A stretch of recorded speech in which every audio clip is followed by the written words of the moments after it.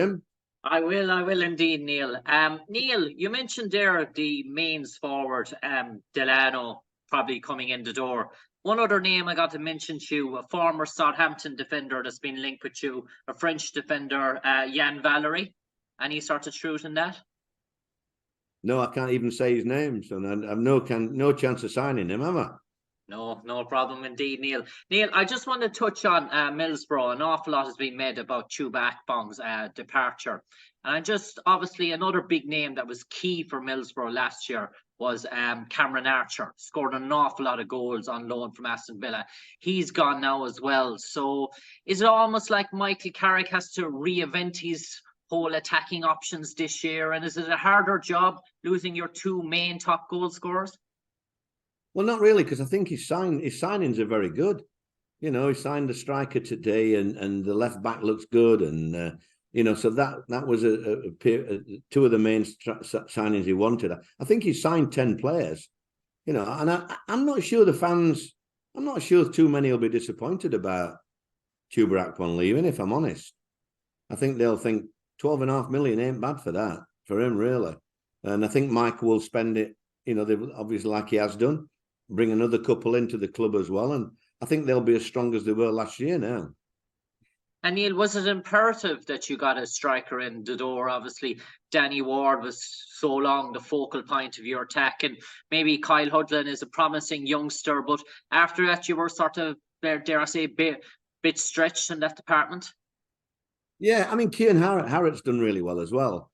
The two young lads have really done well, and they've got, that's what we are. As we are at the moment, they're part and parcel of the squad now. So we've got to sort of nurture these lads through. They both can look after themselves, and I'm sure they'll get opportunities, really, as everybody else will in the squad, because it's not a massive squad. And Neil, we spoke to Matty Pearson earlier on, and I suppose we all know about Matty's leadership that he brings to the club, and his ability to chip in from goals, from set pieces as well. Have you set more targets for Matty? Have you put extra demands on his shoulder this year? Obviously, he delivered so much for you towards the tail end of the season. Do you think there's more that Matty can deliver, or would you be happy if he repeated what he repeated for you last year? Do you try and push your better players to even become even better? Not really. I think Matty, as experienced as he is, just needs telling now and then to stick to the basics. What makes Matty Pearson so good is because he does basic things good. Matty's problem is when he thinks he's a good player, then he goes by the wayside and tries things which he shouldn't do. But I think Matty's as good as anybody when he sticks to basics, and that's what I've said to him. Stick to basics, win the ball, give it Oggy, give it Jack, give it people in there, and get on with the game. And I'm sure the goals will come from him, because Helly's doing well as well at the minute. Helly did ever so well to miss that chance last week, It was very difficult to put it over the bar from 5 yards.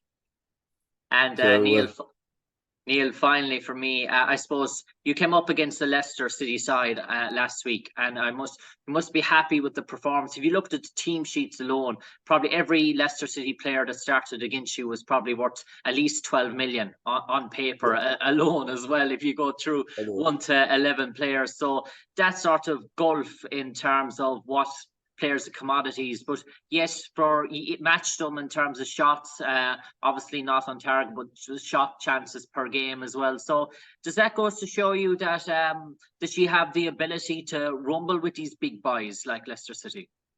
I think that's been the story of my career, really. Because like you say, I think they had £100 million on the bench, and they'd spent 40 million this pre-season on some of the players on the pitch. So when you look at that, we shouldn't be anywhere near. But that's the challenge of being a manager. You can envy them to a certain extent as a manager, but your lads, if they can put a performance against a team like that, I get enormous satisfaction from that and pride, and that's what they will. I said to them, if they give me that every week, I can't ask any more, and I'm not bothered who the manager is. They're not getting any more out of that group than what we're getting out of them at the moment. So we've just got to keep trying. Like I say, we've got to eliminate silly mistakes that have cost us the games in the first 2 games. And then we'll have a chance anywhere. I don't think home or away it matters. I think we've got a chance of getting results everywhere we go, really. Cheers, Neil.